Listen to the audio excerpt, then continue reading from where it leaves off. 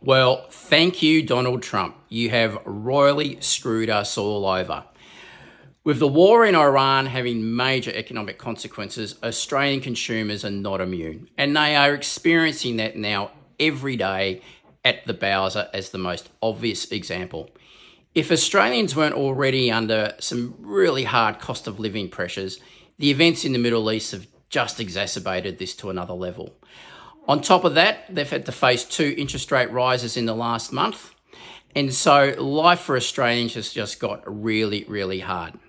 For the government, this is probably one of their biggest political challenges they've had to face to date.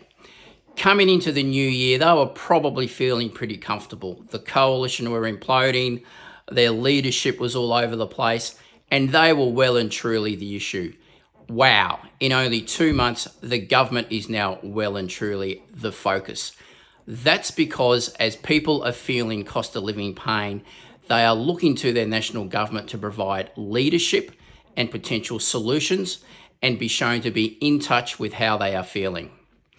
This is where the political narrative becomes incredibly important. In politics, controlling the narrative is everything.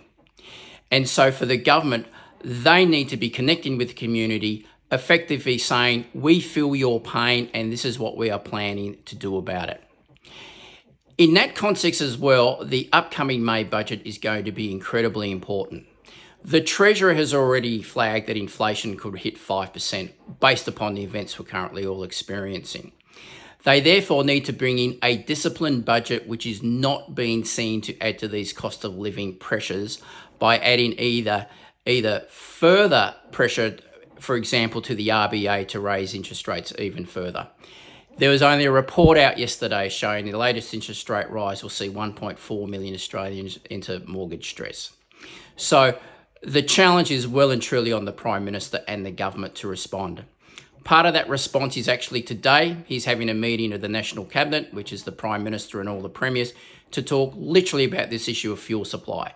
Because fuel is such an important input into the national economy and feeds through to so many other goods and services, and hence a real risk of price rises at the checkout. The government can at least afford Australians to be experiencing more pain, but they need to be seen to be responding. Hence, controlling the narrative is going to be incredibly important over the rest of this year. This is a two-way conversation, so please let me know what you think. Thanks for joining me, and I'll see you next time.